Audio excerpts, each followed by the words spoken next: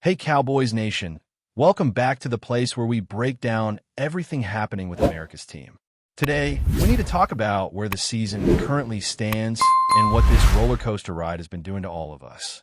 The Cowboys gave us hope, that glimmer of possibility that maybe, just maybe, they could pull off the miraculous. We always knew the odds were stacked against them, but there was something infectious about the way they kept us believing, game after game. Now, those hopes have hit a rough patch, and it's hard not to feel a little frustrated. On a scale from 1 to 10, how mad are you right now? If you're honest with yourself, it's probably climbing closer to a 9. The harsh truth is that the playoff dreams are teetering on the edge, but technically, this team isn't out yet. There's still life, though it's fragile. The current projections, which fluctuate with every weekend matchup, suggest roughly a 9% chance of making it through. That's low. Incredibly low. Even if the Cowboys were to win every remaining game, the probability only rises to about 42%. It's not just about winning out anymore. It's about hoping that other results fall in their favor. 10 wins might normally be enough to secure a playoff berth, but this year the landscape has shifted, making every remaining game a high-stakes challenge. It's possible, and perhaps even likely, that the Cowboys could fall just short, unable to close out key matchups against teams like the Vikings, Chargers, Commanders, and Giants. Even victories against all of them may not be sufficient, as a half-game deficit here or there could make all the difference. With the Packers holding 8 wins, the Niners at 9, and the Seahawks also at 9, the Cowboys need more than their own victories. They need an almost unprecedented collapse from teams like the Eagles and Lions to carve a path forward. It's not over, but we're dangerously close to the life support stage in football terms, and any hope requires a perfect storm. Moving on, another hot topic is the recurring conversation around coaching. Overreactions run wild, and right now, Matt Eberflus is once again under the microscope. Can you really blame fans for questioning him? When the team allows 44 points against the Lions and Broncos, then follows up with 40 and 37 points surrendered to the Packers and Giants, it's difficult to look past defensive failures. The offense has shown flashes of brilliance, scoring over 30 points multiple times this season, yet victories haven't followed consistently. That inconsistency is maddening, and it speaks to issues that are both structural and tactical. Defensive performance isn't solely about coaching, but when backups and inexperienced players are left exposed in crucial moments, responsibility falls squarely on the staff. Kenneth Murray playing key snaps when he isn't ready, or Marcellus Bell in coverage on dangerous receivers, highlights the delicate balance between player development and game management. If you continue putting players in compromising situations without the proper adjustments, it's a reflection of the coaching strategy itself. We have 14 weeks behind us and 4 games remaining, meaning the final stretch could still be impressive, but underlying concerns about personnel deployment and tactical decision-making remain significant and unresolved. On the topic of special teams, Nick Sorensen's unit has been another source of debate. Historically, the Cowboys' special teams have struggled, and while Brandon Aubrey has been outstanding, contributions have not consistently matched the standard needed to win tight contests. Kick coverage and return units have faltered, and the absence of leadership from experienced players like Bones Fossil has been noticeable. Sorensen's background with the Niners didn't translate seamlessly to Dallas, and the cumulative effect of errors and mismanagement has cost the team valuable field position repeatedly. These breakdowns aren't isolated. They impact game flow and put additional pressure on both offense and defense. As fans, it's tempting to pin blame entirely on coordinators, but it's a combination of coaching decisions, personnel selection, and execution on the field that defines the success of special teams. Now, let's talk about individual performances, because no discussion of the Cowboys is complete without evaluating the wide receivers. George Pickens has been the center of recent debates. Against the Detroit Lions, he struggled, showing moments of disengagement, drops, and missed opportunities. While it's easy to overreact and suggest a trade or question his future as a number 1 target, context matters. One poor performance cannot erase the previous 12 games of contributions, nor does it negate the potential he has consistently demonstrated. Yet, it's fair to acknowledge that there are concerns. Consistency, mental focus, and the ability to make key plays under pressure are critical, and Thursday night exposed some vulnerabilities that cannot be ignored. This is the balancing act, understanding the individual's long-term value while reacting to immediate shortcomings. Football, after all, is a game where one-off night doesn't define a season, but repeated missteps in crucial moments can alter trajectories. Offensive accountability is another point that requires a clear lens. Every time the Cowboys lose, discussions often center on the quarterback, but simplistic takes miss the broader picture. Interceptions or incomplete passes often involve tipped balls, drops, or other mitigating circumstances. Ryan Fennoy threw for 376 yards, 31 completions on 47 attempts, a stat line that should produce victories more consistently. The offensive line struggles, play-calling choices, and run-game inefficiencies have all contributed to challenges that extend beyond a single player. Every position on the field shares responsibility, and understanding the interplay between execution and strategy is key to evaluating performance. Even when the quarterback executes effectively, without cohesive support from the offensive line and balance schemes, wins can slip away. It's a collective game, and the Cowboys' issues spanned the full spectrum of positions, from the trenches to the skill positions. Even coaching choices by Brian Schottenheimer have sparked debate. There are moments where play designs and aggressiveness reflect smart, calculated risk-taking, yet there are also moments that leave fans scratching their heads.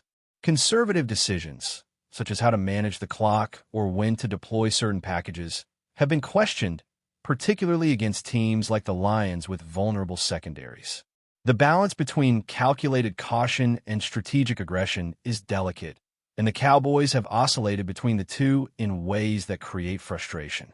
Mismanagement of field goals, 2nd and 10 calls, and package usage often define critical outcomes, and small decisions can have oversized consequences in tight games. The margin for error is shrinking, and as the season enters its final phase, every choice carries amplified weight.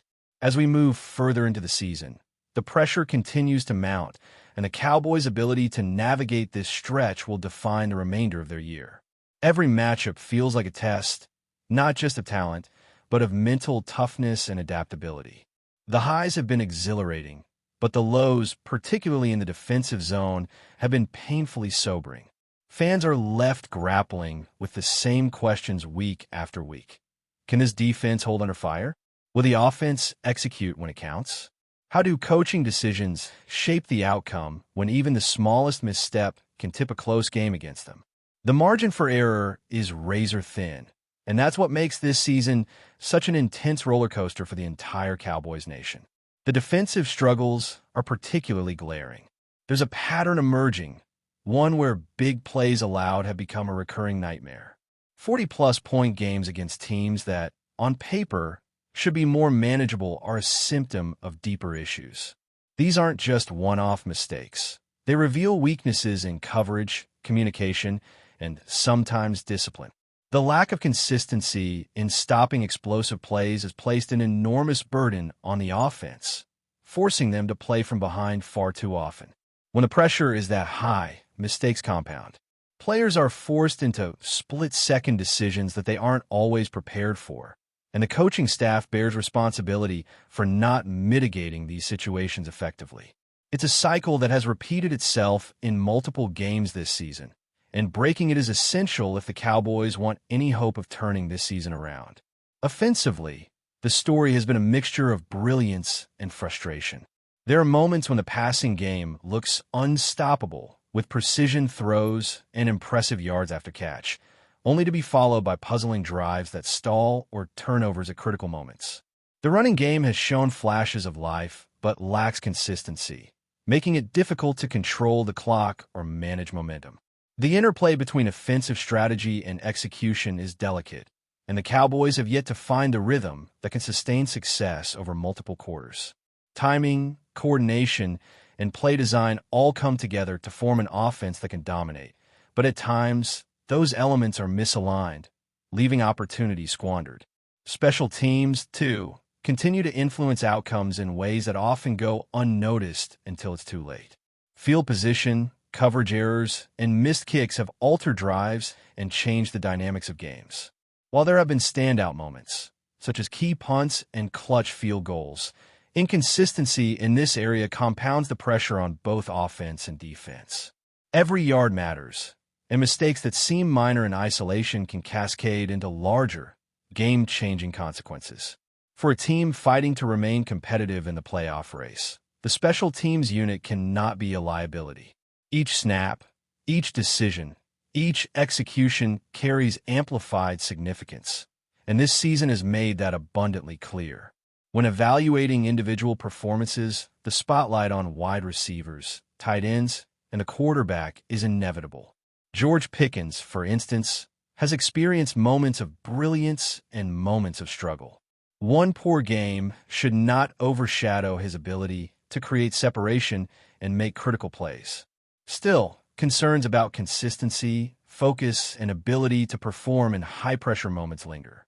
Similarly, other skill positions have contributed in fits and starts, but the lack of synchronized performance across the board has prevented the team from fully capitalizing on its offensive potential.